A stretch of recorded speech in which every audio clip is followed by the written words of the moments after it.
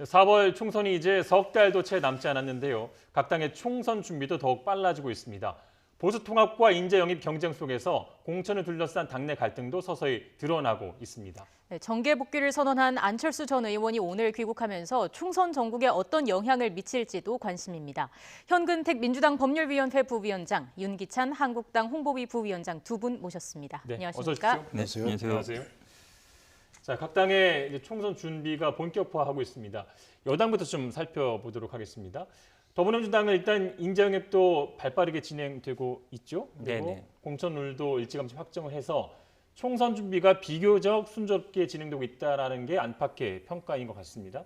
어떤 평가를 지금 하고 계십니까? 말씀하신 것처럼요. 저희 당은 이제 원래 지난번에 1년 전에 총선 1년 전에 이제 공천룰을 확정했습니다. 그러니까 네. 작년에 이미 확정했고요. 그다음에 중요한 게 결국은 인재 영입이라든지 아니면은 뭐 평가 같은 건데 아마 인재 영입도 오늘 10호를 하면 뭐 더 할지 모르겠지만 10호까지는 1차적으로 하는 걸로 돼 있고요.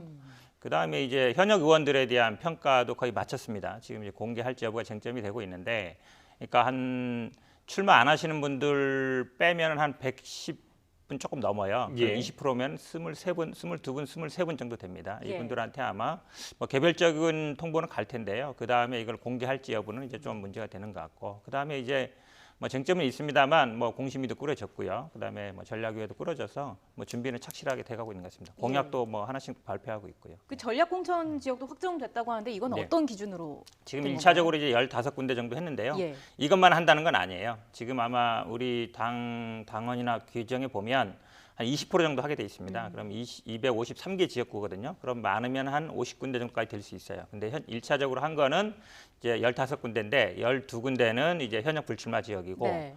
한 군데는 이제 현역 불출마가 예상되는 문희상 의장님 지역구고 두 군데는 이제 그 경주하고 부산 북구인가 그런데 지역위원장이 공석인데입니다. 예. 그러니까 어쨌든 현재 와서는 현역 불출마나 현역 불출마가 예상되거나 이제 지역위원장이 공석인 지역 15군데를 전략 지역으로 결정을 했는데 이제 전략 후보를 누구 한다는 건 정하지 않았어요. 그다음에 사실은 지금 지정된 그 전략 지역으로 지정된데도 예비 후보로 뛰는 분들이 있습니다. 네. 많은 데도 있어서 이런 분들은 또 무조건 한다는 건 아니에요. 경선을 할 수도 있거든요. 예. 물론 전략 지역으로 지정했다 해서 무조건 뭐 경선이 배제되는 건 아닌 것으로 알고 있습니다. 예.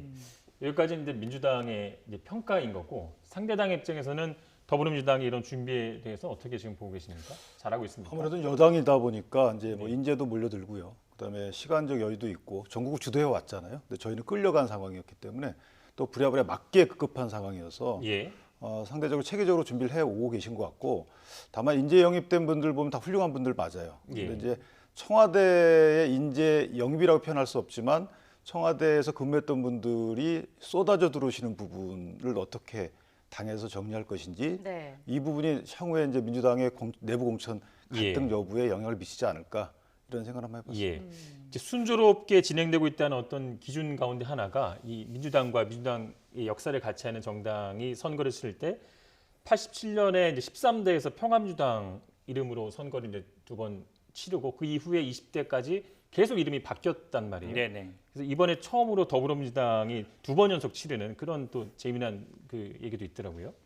그러니까 이게 큰 틀로 보면 이제 지금 말씀처럼 이 당명을 유지한다는 거는 지지율이 어느 정도 안정적으로 나온다는 거잖아요. 예. 제가 보기에는 그러니까 민주당 계열이라 할 수 있는 정당들이 보면 사실은 이렇게 다수를 계속 차지한 적이 별로 없어요. 네. 거의 그러니까 선거 때 가서 뭐 연합을 하거나 아니면 아주 뭐 큰 움직임이 있어서 겨우겨우 과반이 넘거나 이런 정도였지. 그러니까 과반 넘은 게 아마 탄핵 이후 탄핵 때 한 번 있었고 그다음에 그 이후에 뭐 한 번 정도 있었던 것 같은데 예. 연대를 해서 이렇게 넘었던 것 같은데 사실은 지금 아마 제가 보기에는 탄핵 정국과 촛불 혁명 이후에 어쨌든 민주당 계열이라 할 수 있는 정당이 예. 계속적으로 안정적으로 한 40%대 지지율 받는 건 처음인 것 같거든요. 예. 그런 면에서 본다 그러면 아마 탄핵이나 촛불혁명이 우리나라 정치사에 있어서 그러니까 계속 소수이던 이 야당 어찌 보면 저희들이 야당은 아닙니다만 그러니까 민주당 계열을 할 수 있는 진보 계열 정당들이 네. 다수로 올라서는 아주 역사적인 분기점이 되지 않았나 예. 이렇게 보고 있습니다. 그러니까 87년 이후 그러니까 예. 87년의 어떤 그 변화가 그때 사실은 정권 개최를 못했고 네. 다수당으로 아울러서지 못했잖아요. 근데 그게 한 30년 만에 결국은 촛불혁명을 통해서 구현된 게 아닌가 이렇게 의미를 부여하고 싶습니다. 혹시 이런 이거 예. 외우고 계세요? 전부 외우지 못하고 있습니다. 예. 제가 알려드릴게요. 민주당, 새정치국민회의, 새천년민주당, 열린우리당, 통합민주당 그리고 민주통합당. 예. 민주통합당 그리고 더불어민주당 이런 역사더라고요. 예. 비교적 좀 안정적인 상태라고 평가를 해주셨는데 이런 상황에 대응하는 야당의 전략이 좀 있겠습니까? 그러니까 애당초 민주당 입장에서는 지금 이제 대통령 지지율이 높고 팬덤층이 있다 보니까 대통령 지지율이 낮아서 안에서 권력 투쟁 비슷한 이런 현상이 일어나면 이제 당명이 바뀌고 또 나갔다 들어오시고 막 그랬거든요. 네. 여당 입장일 때도. 근데 지금 이제 대통령 지지율이 안정적이다 보니까 그런 일이 없었던 거죠. 그런데 여기서 꼭 긍정적인 것만이라고 평가할 수는 없어요. 왜냐하면 역대 민주당에서 야당을 대하는 태도가 달랐거든요. 야당을 적폐라는 프레임을 씌워서 국민들이 지지를 가지 않도록 그러니까 여당이 잘해서 지지율을 확보하는 것이 아니고 국민들을 나눠서 우리 지지율을 확보하는 방향으로 갔기 때문에 지금 지지율이 대통령께서 어느 정도는 어떤 정책에 따라서는 국민들이 지지하지 않는 정책이 상당수임에도 불구하고 대통령에 대한 지지율이 상당히 높아요. 이런 부분은 사실은 그런 분열의 프레임의 결과라고도 읽을 수가 있어요. 그래서 이런 부분은 이번 총선에서는 좀 다를 것이다. 그래서 대통령에 대한 기대 지지율은 이미 지났고 그럼 민주당이 어떤 공약을 내세우고 앞으로 총선 국민에서 어떤 공천을 하고에 따라서 실제 지지율에 따른 의석수가 그대로 반영되지는 않을 것이다. 저는 이렇게 예상을 합니다. 예. 조금 반론하고 싶은데요. 예. 사실은 정권 중반에 치러지는 선거는 무조건 그 정권 심판론이 작동하게 돼 있고 훨씬 그동안 모든 선거에 보면 훨씬 그 여론이 높았습니다. 근데 지금 여론조사에 보면 정권 심판과 야당 심판론을 아마 했을 때 야당 심판론이 더 나오고 있거든요. 그건 뭐냐면 그러니까 현재 있는 야당, 특히 이제 자유한국당 중심으로 한 보수 정당들이 이 탄핵 정국 이후에 저는 아마 제대로 수습을 못했다라고 봅니다. 가장 네. 중요한 문제, 그러니까 탄핵에 대한 문제에 있어서 정리를 못했다는 거죠. 이 예. 부분에 대해서 지금도 지금 논란이 있는데 역사적으로든 정치적으로든 평가는 끝났거든요. 국민들 입장에서 평가가 끝났는데 아직도 제가 보기엔 그 탄핵 문제로 헤매고 있단 말이죠. 제가 보기에는 좀 어쨌든 국민들 일반적인 인식과 좀 지쳐져 있다, 지치돼 있다고 봐요. 그건 아마 제가 보기에는 20대 국회에서 탄핵이 이루어졌고 탄핵을 찬성 반대했던 분들이 여전히 아마 20대 국회의원을 그 다수를 이루고 있어서 이 문제가 해결 안 된 것 같은데 저는 아마 탄핵에 대한 문제 해결은 결국은 21대 총선을 치르면서 해결될 수밖에 없지 않냐 이렇게 보고 있습니다. 예. 또 민주당 같은 경우는 공천심사에서 하위 20%에 속하는 이제 현역 의원 명단을 네. 공개하는 게 맞느냐, 공개하지 않는 게 맞느냐 가지고 또 논란이 있는 것 같아요. 어떤 생각을 갖고 계십니까? 뭐 제가 개인적으로 굉장히 민감한 문제입니다. 예. 말씀드릴 건 아닌데 아까 말씀처럼 23분 정도 되는 것 같은데 아마 예. 대체적인 여론은 뭐 중진들이 되지 않겠느냐 이런 예. 여론이 많은 것 같습니다. 근데 이게 공개를 원래는 사실은 개별 통보만 하게 돼 있는데 네. 이게 왜냐 그러냐면 근데 통보를 하면 48시간에 이의제기를 하게 돼 있거든요. 예. 그럼 이의제기를 하다 보면 그게 이의제기 절차가 꾸려지고 심의위원회가 꾸려지잖아요. 그러면 그다음에 또 사실은 이 실무자들이 이의제기 했다 안 했다는 얘기들이 또 나오게 돼 있고 예. 그다음에 또 이게 경선 과정이라든지 만약에 본선에 갔을 때 본선에 가면 아 저분이 뭐 그 하위 20%다 이게 공격의 소재가 될 수 있거든요. 예, 이렇게 그렇죠. 본다 그러면 실제로 공개하지 않더라도 자연스럽게 공개될 가능성이 많습니다. 되게. 예. 물론 아마 20% 내가 이게 사실은 컷오프는 아니거든요. 예. 20% 감점만 받고 출마하겠다 예. 이런 분들도 분명히 있을 것 같고 그러면 이제 예를 들어 상대 후보가 신인이거나 여성이거나 청년인 경우에는 최대한 25%까지 받을 수 있거든요. 예. 가점을. 그러면 이제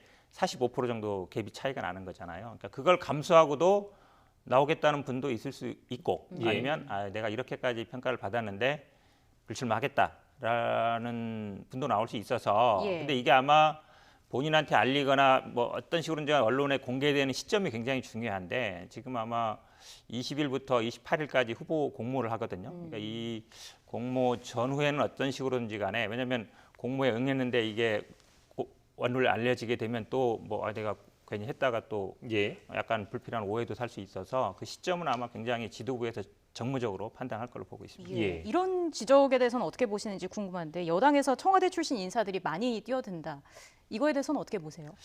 일단 많다 적다의 기준은 제가 보기에는 아마 전 정부가 될 수밖에 없을 것 같아요. 근데 아마 가장 큰 특징은 제가 보기에 청와대 출신이라 해서 뭐 출마 못하는 건 아니거든요. 못하는 건 아닌데 그건 혜택을 주느냐인 것 같아요. 예전에 지난번 정부에서 보면 박근혜 정부 같은 경우 뭐 진백 감별사 이러면서 그분들한테 이제 전략 공천을 주거나 뭐 단수 공천을 주거나 했거든요. 저는 근데 공정한 어떤 룰을 따른다 그러면 네.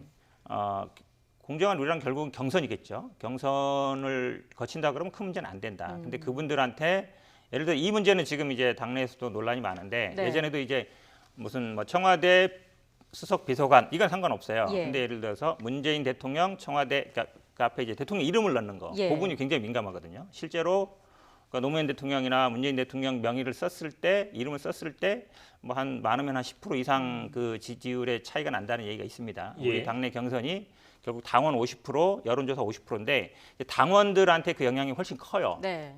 물론 일반 여론조사도 미치지만 이렇게 본다 그러면 결국은 그 대통령의 이름을 쓸 거냐 말 거냐 이 부분이 제가 보기엔 중요한 것 같아요. 그러니까 저는 오히려 그냥 청와대 뭐 수석 비서관 아니면 청와대 민정수석 비서관 이런 거는 뭐 상관없다고 보는데 근데 또 문제는 예전에는 이게 문제가 안 됐거든요. 예전에는 썼습니다. 지난번 지방선거 때도 논란이 있었지만 지난번에 썼는데 왜 이번에 못 쓰게 하느냐 이런 논란도 있을 수 있어서 이것도 제가 보기에 명단 공개만큼 민감한 문제라서 아마 뭐 지도부에서 정무적으로 판단할 걸로 보고 있습니다. 예.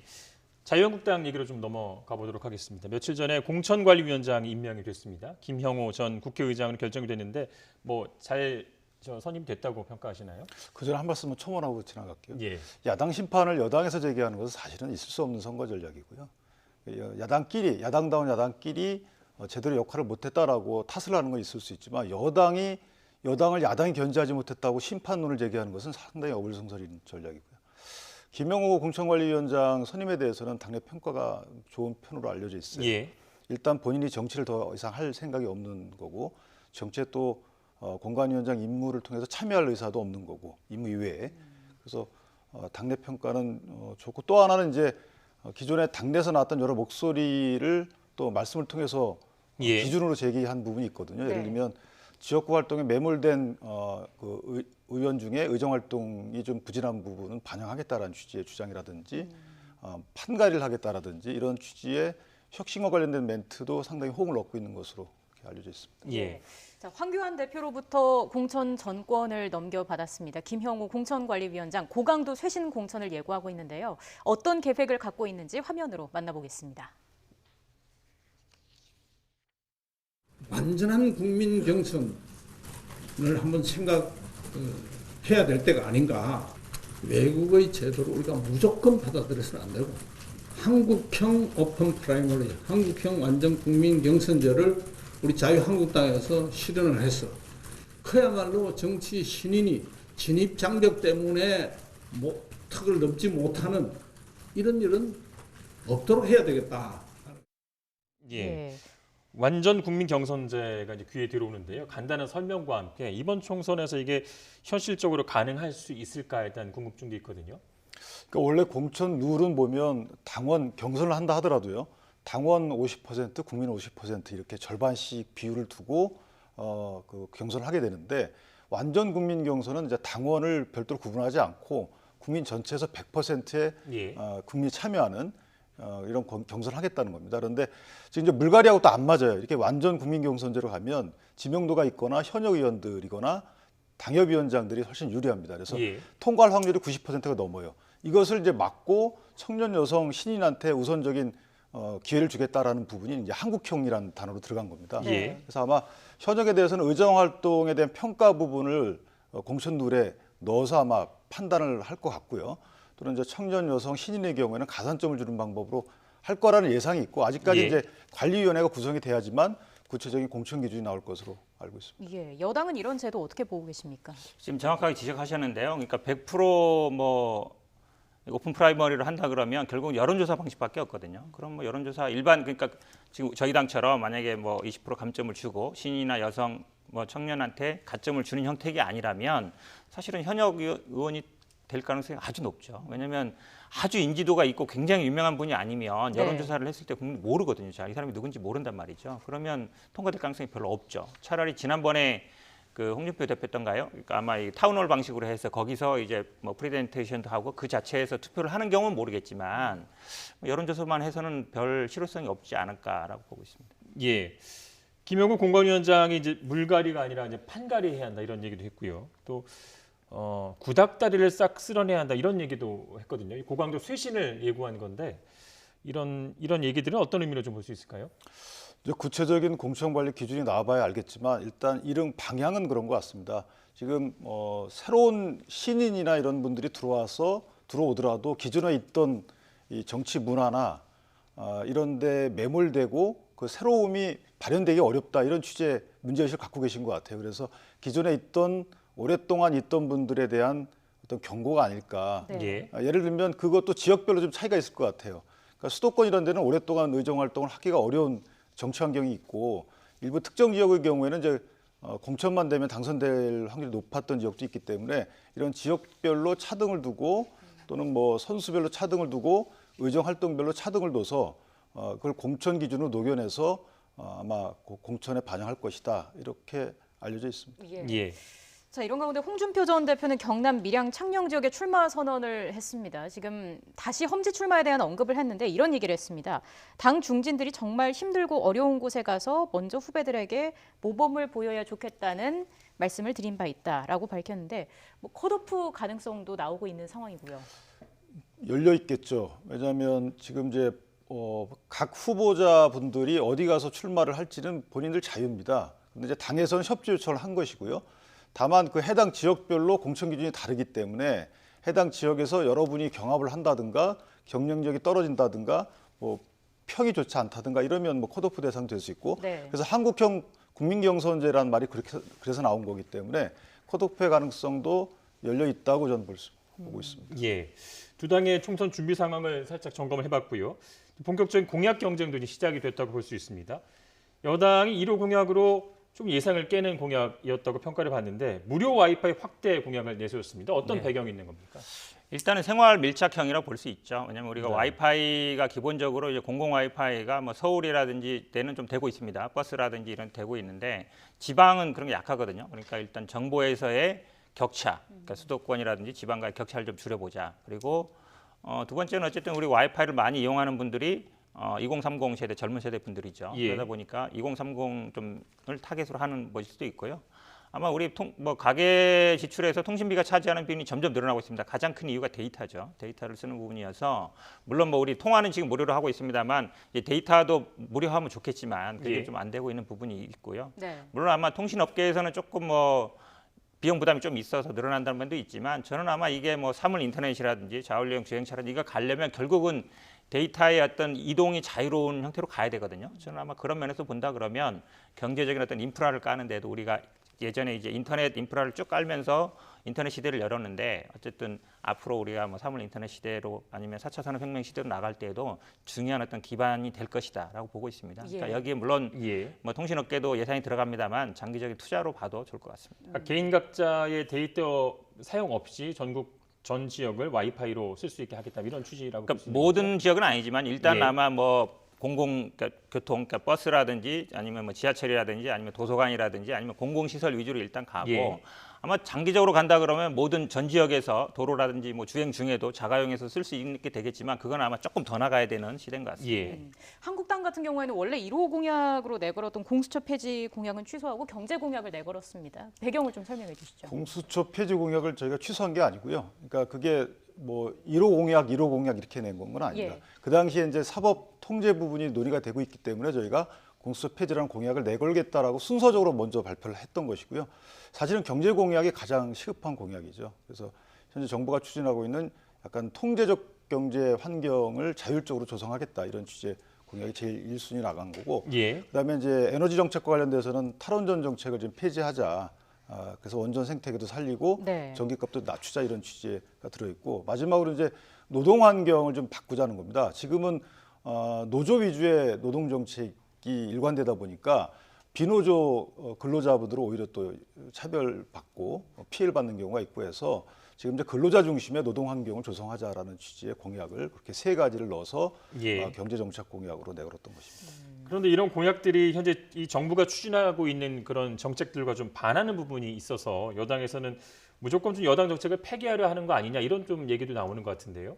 그렇죠. 지금 세 가지, 그러니까 공수처는 뭐 일단 국민들의 지지 여론이 높기 때문에 아마 제가 보기에 처음에는 이게 뭐 현재 그 정부를 향한 수사를 뭐 방해하기 위한 거 만든 거 아니냐라면서 이제 공수처 폐지를 여론으로 걸었던 것 같은데 사실 예. 공수처 설치에 대한 여론이 굉장히 높죠. 그러다 보니까 자연스럽게 물러선 것 같습니다. 그다음에 두 번째 나온 지금 얘기하는 뭐 재정 건전화 부분은 사실은 다 아시겠지만 우리나라 이렇게 GDP 대비 재정 건전율은 굉장히 좋은 편이에요. 40% 정도거든요. 일본 한 200% 정도 되는데. 그래서 저는 뭐 그거는 별로 납득이 안 간다고 보고요. 그다음에 지금 노동시전 유연화를 많이 얘기하고 있어요. 한마디로 얘기하면 비정규직을 조금 더 늘리겠다는 거죠. 그러니까 저희 당에서 계속 비정규직을 정규직화하겠다.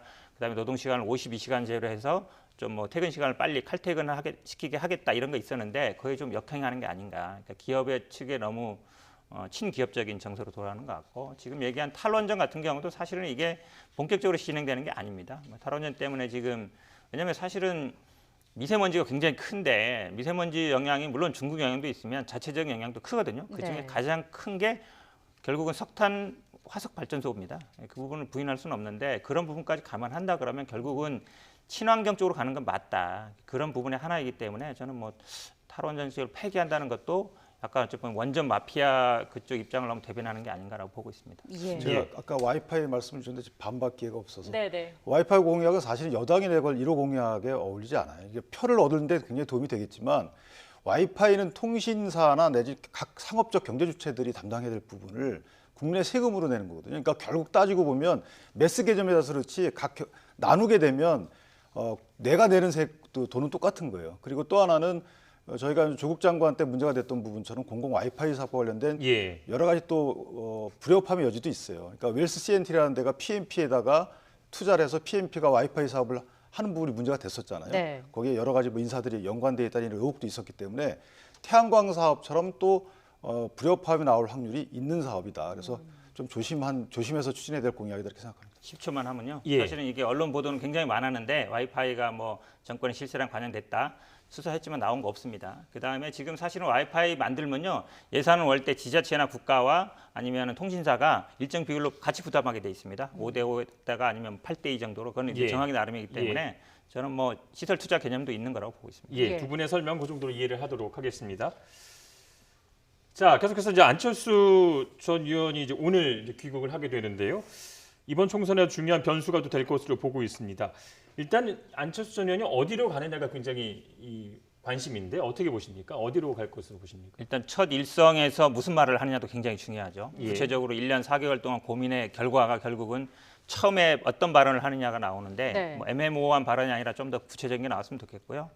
두 번째는 어디로 가느냐가 중요한데 이제 현충원 가는 거는 뭐 일상적이지만 지금은 아마 오늘 귀국하면 내일 오후쯤에 아마 5.18 묘지 갈 것 같습니다. 예. 그다음에 부산을 갈 것 같은데 제 질문은 예. 어느 정당으로 가느냐? 어느 정당으로 아니면 어디로 뭐 가느냐가 신당 아니라요. 예, 그걸 여쭤봤습니다. 제가 보기에는 1차적으로는 뭐 바른미래당 당적을 갖고 있거든요. 지금 바른미래당 당원들한테 당원 동지란 용어도 썼고 그렇게 본다 그러면 1차적으로는 아마 바른미래당을 염두에 두는 게 아닌가. 그럼 손학규 대표가 물러나고 어쨌든 룸이 생긴다 그러면 자연스럽게 바른미래당을 가겠지만 손학규 대표가 또 순순히 물러나지 않을 가능성이 있거든요. 예. 아마 저는 바른미래당을 염두에 둔 외곽에서 어느 정도 좀 자기 세력이라든지 아니면 이걸 만들면서 자연스럽게 물갈이를 바른미래당의 물갈이를 시도하지 않겠냐라고 개인적으로는 그렇게 생각하고 있습니다. 예, 지금 보수 야권과의 합류가 이루어질지 관심을 끌고 있는데 일단 안 전 의원 측에서는 선을 긋고 있는 상황입니다.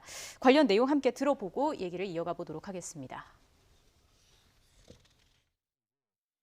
이제 안철수 대표는 본인이 보수라고 생각하고 있지 않으세요. 아, 보수 아니다. 예, 그런데도 불구하고 자꾸 보수 통합의 프레임에 갖다 놓고 그걸 예, 참여를 예. 해달라고 하니까 예. 이 낡은 정치 패러다임을 이거를 실용의 정치 패러다임을 바꿔서 적어도 합리적 개혁의 큰 흐름을 세워야 된다는 생각을 갖고 계신데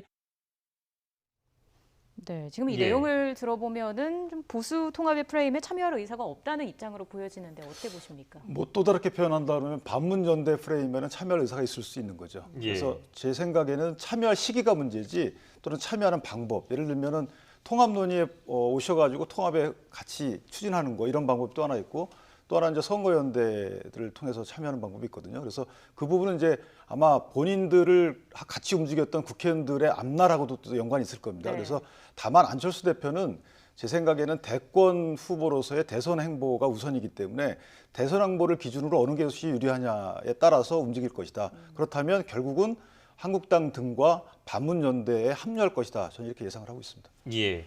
아침에 어제 오늘 나오는 얘기 보니까요. 이게 비례자유한국당을 이제 미래한국당이라고 이제 칭한다 그러잖아요. 예. 근데 미래라는 단어를 사실은 안철수 대표가 굉장히 많이 써왔어요.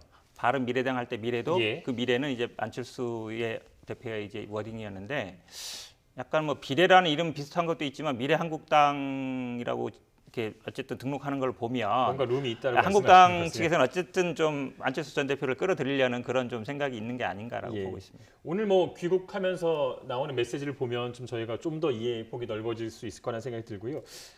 이런 질문 드려보고 싶습니다. 이번 안 전 대표 귀국이 이번 총선에서 태풍이 될까요? 미풍에 그칠까요? 어떻게 예상하십니까?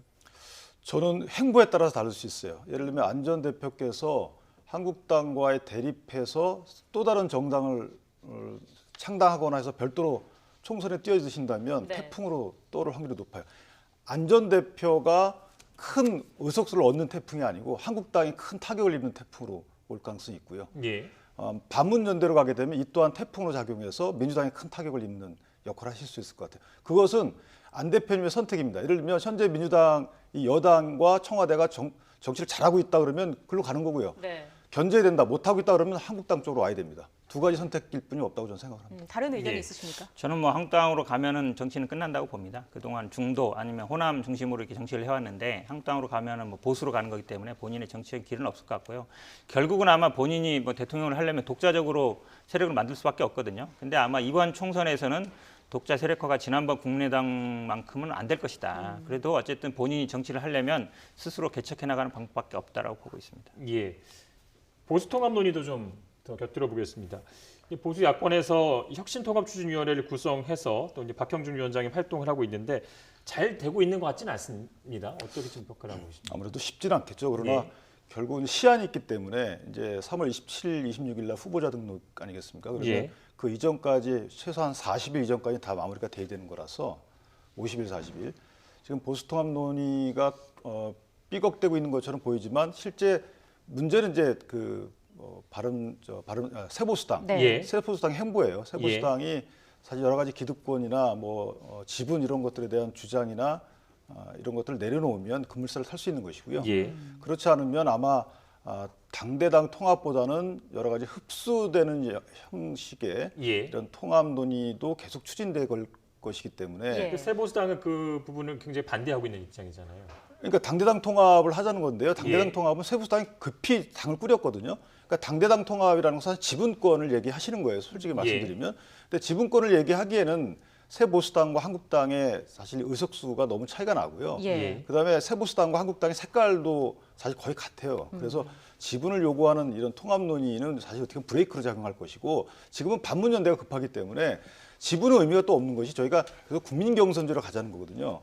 그러니까 국민경선제라는 것은 다 참여해가지고 예. 경선을 통해서 공정하게 후보자를 선정하자는 것이기 때문에 지분이 큰 의미가 없다. 오히려 그 지분 요구는 국민경선제와 반하는 요구가 될 수 있어서 예. 그 부분은 조금 저희가 받아들이기 어렵다라는 생각을 합니다. 예. 지금 세보수당의 행보가 중요하다고 말씀해 주셨는데 그럼 이게 좀 적극적으로 제대로 진행되기 위해서는 어떤 조건이 가장 중요하다고 보시는지? 그러니까 지금 형성돼 있는 혁통위에 참여를 해야 되는 것이고요. 여러 가지 요구 사항은 지금 내걸 건 아니에요.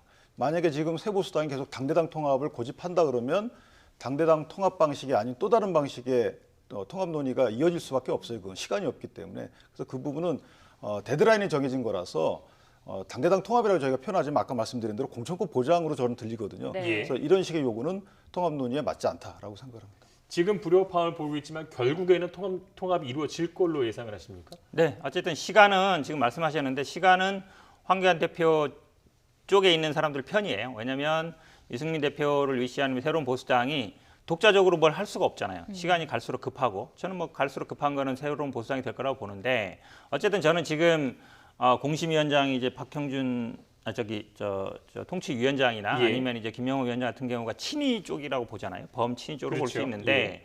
황교안 대표 입장에서는 차도살인은 아닌가 싶어요. 범친이계 쪽 분들을 통해서 친박이나 TK 쪽 분들을 좀 쳐내겠다 이런 의도 아닌가라고 보고 있고 결국은 말씀처럼 시간은 우리 편이라 그러면 끌려올 수밖에 없지 않는가. 그러니까 유승민 대표 입장에서는 제가 보기에 큰 선택의 여지는 없는 것 같아요. 아마 2월달 중순 넘어가면 안 가고 싶어도 안 갈 수 없는 상황이 되지 않을까 보고 있습니다. 근데 저희가 그거를 끌려오도록 만드는 게 아니고 실제 이제 경선 룰이 가장 중요하거든요. 그래서 국민 경선으로 가게 되면 여론조사를 통해 경선으로 가게 되면 사실은 어느 진영 분들인지 그것이 큰 의미가 없어요. 네. 오히려 뭐 당대당 통합을 통해서 지분권을 보장해달라 그러면 그거는 또 통합의 큰 걸림돌이 될 수 있거든요. 다른 데서 또 안 들어오게 됩니다. 그래서 이런 부분은 세보수당에서 좀 고려하는 것이 통합 논의에 적합하다라고 생각합니다. 제가 그래서 좀 생각했던 거예요. 예전에 보면은 순차적인 통합도 있거든요. 네. 예를 들어서 한국당하고 뭐 새로운 보수당, 그 전에 이제 바른미래당 창준이었을 때 먼저 예. 통합을 하고, 그다음에 다른 세력도 나중에 통합하고 이러면 되거든요. 그러니까 처음에 보장해준 게 만약에 5대5다 그러면 나중에 그거를 다 합쳐서 또 5대5 하면은 줄어들거든요. 이런 식으로 순차적으로 해나가면 되는데 이걸 한 번에 다 하려 그러면 모든 분들이 아마 다 당대당 통합을 원할 거예요. 다른 세력들도 좀 오히려 좀 그런 방식을 썼으면 더 좋지 않았을까. 그런 새로운 인물이 들어올 수가 없어요. 그렇게 모든 그 정치적 세력한테 일정 지분을 다 주게 되면 사실은 도로 옛날에 특정 정당 경선을 하면 되죠. 지역에서 이제 여러 명 나온다 그러면 경선을 하자, 자체적으로 하면 되죠. 그래서 혁신과 통합이라는 이 부분을 공통 부분을 찾아내기 위해서는 저희가 하는 것처럼 경선을 통해서 후보자들 다 나와라. 특정 정치 세력이 지분권을 요구하지 말고 이런 것이 좀 가장 공평하다고 봐요. 이렇게 통합이 이루어졌을 때 민주당 쪽에서도 뭔가 어려움을 겪게 될 가능성도 있다고 보는데 어떤 대응 방침이 좀 있을지 궁금합니다.